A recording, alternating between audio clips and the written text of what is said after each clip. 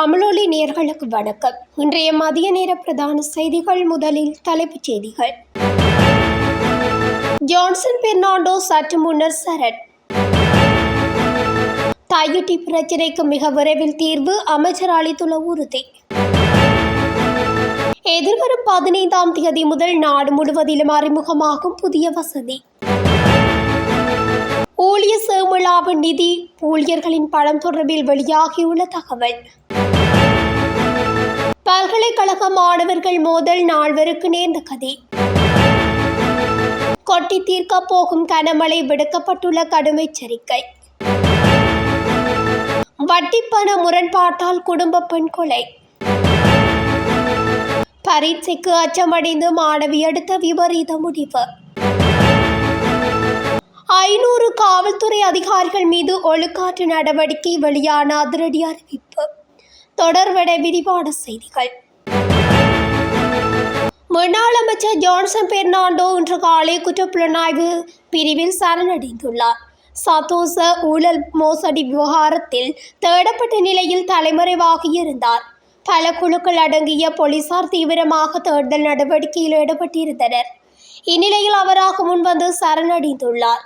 சதோச நிறுவனத்திற்கு சொந்தமான லொரியொன்றை தவறாக பயன்படுத்தி அரசாங்கத்திற்கு நிதி இழப்பு ஏற்படுத்தியதாக கூறப்படும் சம்பவம் தொடர்பான விசாரணைகளுக்காக அவர் நிதி குற்ற விசாரணை பிரிவுக்கு இன்று அழைக்கப்பட்டுள்ளார். அதற்கமைய முன்னாள் அமைச்சர் ஜான்சன் பெர்னாண்டோ இன்றைய தினம் நீதி குற்ற விசாரணை பிரிவில் முன்னிலையாகியுள்ளார். தையிட்டி திஸ்ஸவிகாரை மற்றும் அங்குள்ள மக்களின் காணிகள் தொடர்பான பிரச்சினைகளுக்கு மிக விரைவில் தீர்வு காணப்படும் என நீதி அமைச்சர் சட்டத்தரணி ஹஸ்ரன் நாணேக்கார தெரிவித்துள்ளார். அத்துடன் காணியின் உரிமையாளர்கள் அரசியல்வாதிகளின் நிகழ்ச்சி நிரலின் பிரகாரம் செயற்படாது பொறுமை காக்க வேண்டும் என்று வலியுறுத்தியுள்ளார். தையிட்டியை வைத்து அரசியல் ஆதாயம் தேடும் நோக்கம் எமக்கு கிடையாது.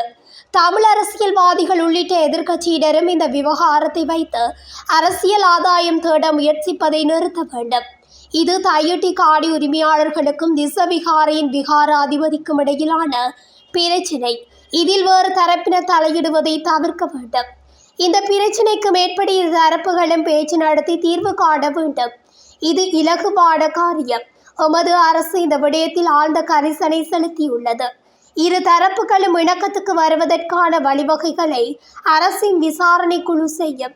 எனவே தையிட்டி திஸ்ஸவிகாரை மற்றும் அங்குள்ள மக்களின் காணிகள் தொடர்பான பிரச்சினைகளுக்கு மிக விரைவில் தீர்வு காணப்படும் என்று உறுதியளிக்கின்றோம். இந்த விவகாரத்தில் வேறு தரப்பினர் தலையிடுவதை தவிர்க்க வேண்டும் என்று மீண்டும் கேட்டுக்கொள்கின்றோம். அதேவேளை தையிட்டி காணி உரிமையாளர்கள் பொறுமை காக்க வேண்டும் என்றும் கேட்டுக்கொள்கின்றோம். அத்துடன் அரசியல்வாதிகளின் நிகழ்ச்சி நிரலின் பிரகாரம் காணி உரிமையாளர்கள் செயற்படக்கூடாது என்றும் சுட்டிக்காட்டியுள்ளார். வாகன போக்குவரத்து விதிமீறல்களுக்காக விதிக்கப்படும் அபராதங்களை ஜனவரி 15ஆம் தேதி முதல் இலங்கையின் அனைத்து பகுதிகளிலும் இணைய வழியில் செலுத்த முடியும் என அறிவிக்கப்பட்டுள்ளது. ஆன்லைன் கவர்மெண்ட் பே முறையின் மூலம் செலுத்த முடியும் என போக்குவரத்து கட்டுப்பாடு மற்றும் நெடுஞ்சாலை பாதுகாப்புக்கு பொறுப்பான பிரதி போலீஸ் மா அதிபர் WPJ சேனாதீர தெரிவித்துள்ளார். இதன் மூலம் வாகன விதிமீறல்களுக்காக அபராதம் விதிக்கப்படும் சாரதிகள் இனி அபராதம் செலுத்துவதற்காக அலுவலகங்களுக்கு சென்ற நேரத்தை விரயமாக்க வேண்டிய அவசியமில்லை என குறிப்பிட்டுள்ளார். எந்தவித சிரமங்களுமின்றி அபராத தொகையை இணைய வழியில் செலுத்த முடியும் என தெரிவித்துள்ளார். நாடு முழுவதும் கவர்மெண்ட் பே மூலம் அபராதம் செலுத்த தேவையான அனைத்து வசதிகளும் போலீஸ் அதிகாரிகளுக்கு வழங்கப்பட்டுள்ளதாகவும் தெரிவித்துள்ளார். ஏற்கனவே கவர்மெண்ட் பே வழியாக 7.5 மில்லியன் மதிப்பிலான அபராத தொகை வசூலிக்கப்பட்டுள்ளதாகவும் சப்ரகமுவ மற்றும் மத்திய மாகாணங்கள் உட்பட ஜனவரி 15 முதல் முழு நாட்டையும் உள்ளடக்கும் வகையில் இந்த சேவை நடைமுறைக்கு வரும் என்றும் அவர் கூறியுள்ளார்.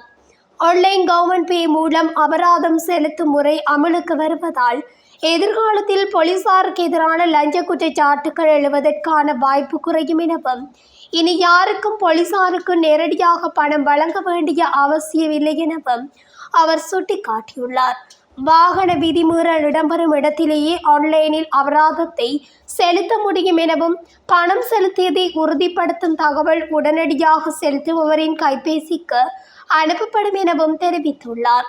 இந்த முழு செயல்முறைக்கு 2 முதல் 3 நிமிடங்களே ஆகும் என்றும் அவர் கூறினார். லஞ்சம் கொடுப்பதும் பெறுவதும் குற்றம். அத்தகைய குற்றங்கள் கண்டறியப்பட்டால் குற்றவியல் சட்டத்தின் கீழ் கடுமையான நடவடிக்கை எடுக்கப்படும் என பிரதி போலீஸ் மா அதிபர் சேனாதீர மேலும் தெரிவித்துள்ளார்.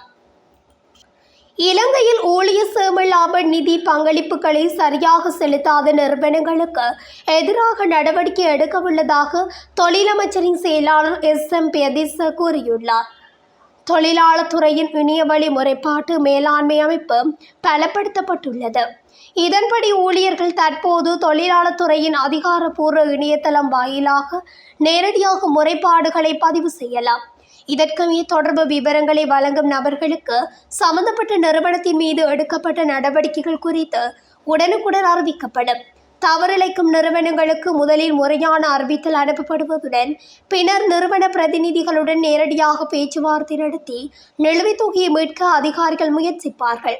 இதற்கு பின்னரும் நிறுவனங்கள் நிதி செலுத்த தவறினால் சட்ட ரீதியான நடவடிக்கைகள் எடுக்கப்பட்டு அபராதத்துடன் கூடிய நிலுவைத் தொகை வசூலிக்கப்படும் என குறிப்பிட்டுள்ளார்.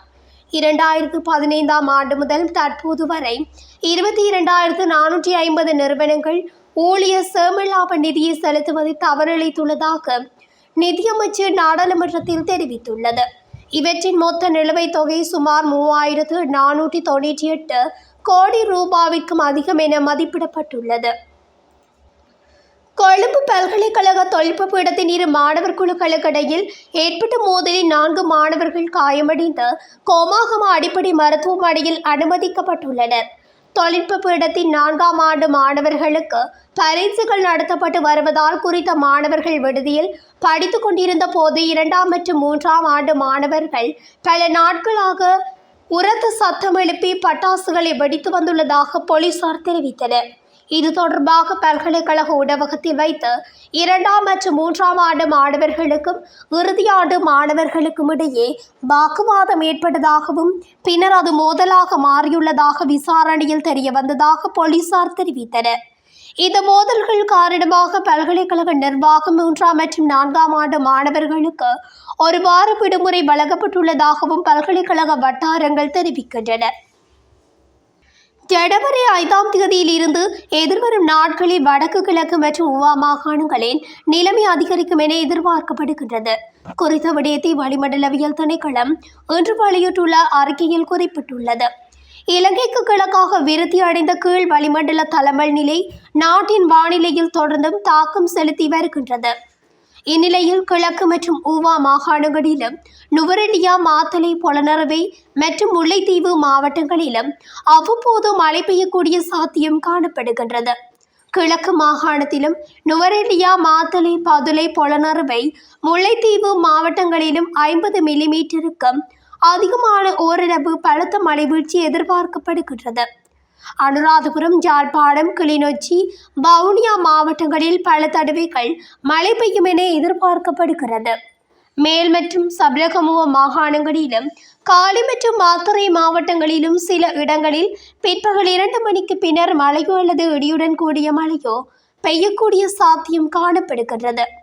மத்திய மலைநாட்டின் கிழக்கு சரிவு பகுதிகளிலும் வடக்கு, வடமத்திய, வடமேல் மற்றும் கிழக்கு மாகாணங்களிலும் ஹம்பாந்தோட்டை, கம்பகா, கொழும்பு மற்றும் மொனராகலை மாவட்டங்களிலும் அவ்வப்போது மணித்தியாலத்துக்கு 50 கிலோமீட்டர் வரையான வேகத்தில் பலத்த காற்று வீசக்கூடும் என எதிர்பார்க்கப்படுகின்றது.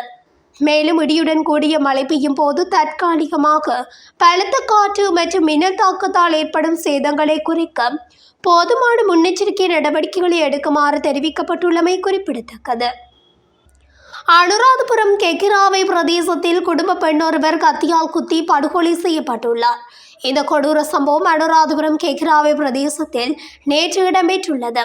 மேற்படி பெண்ணின் கணவர் நேற்று கூலி வேலைக்கு சென்ற நிலையில் 3 பிள்ளைகளுடன் வீட்டில் இருந்த தாயாரான 46 வயது பெண் இவ்வாறு கொலை செய்யப்பட்டுள்ளார். மாலை 5 மணியளவில் கத்தியுடன் வீட்டுக்கு வந்த உறவினரான ஆணொருவர் வட்டிப்பணம் தொடர்பில் பெண்ணுடன் முரப்பட்டு கத்தியால் பெண்ணின் நெஞ்சில் குத்திவிட்டு அங்கிருந்து தப்பியோடியுள்ளார். இதன்போது உயிருக்கு போராடிய குறித்த பெண்ணை அயலவர்கள் உடனே வைத்தியசாலையை சேர்த்துள்ளனர். எனினும் வைத்தியசாலையில் சேர்க்கப்பட்டு சிறிது நேரத்தில் பெண் உயிரிழந்துள்ளார். சம்பவம் தொடர்பில் 42 வயது நபரை கைது செய்வதற்கான நடவடிக்கைகளை போலீசார் முன்னெடுத்துள்ளனர். களுத்துறையில் பாடசாலை மாணவியொருவர் விபரீத முடிவு எடுத்து உயிரை மாய்த்துள்ளார். களுத்துறை துவா கோயில் வீதியைச் சேர்ந்த 16 வயது மாணவியே இந்த விபரீத முடிவை எடுத்துள்ளதாக போலீசார் தெரிவித்துள்ளனர். இந்த துயர சம்பவம் கடந்த 2ஆம் தேதி அவரின் வீட்டில் நடந்துள்ளது. பிரபல பாடசாலை மாணவியான அவர் அடுத்த மாதம் நடைபெறவுள்ள காப்போது சாதாரணதர பரீட்சைக்கு தயாராகி வந்ததாக தெரிவிக்கப்படுகிறது. காப்போது சாதாரணதர பரீட்சைக்கு எதிர்கொள்ள அச்ச நிலைமை காரணமாக விபரீத முடிவை எடுப்பதாக மாணவி எழுதியதாக கூறப்படும் கடிதம் ஒன்றும் போலீசாரினால் மீட்கப்பட்டுள்ளது. போதைப்பொருள் தொடர்பான குற்றச்சாட்டுகளுடன் தொடர்புடைய 500 காவல்துறை அதிகாரிகள் மீது ஒழுக்காற்று நடவடிக்கை எடுக்கப்பட்டுள்ளதாக தகவல் வெளியாகியுள்ளது.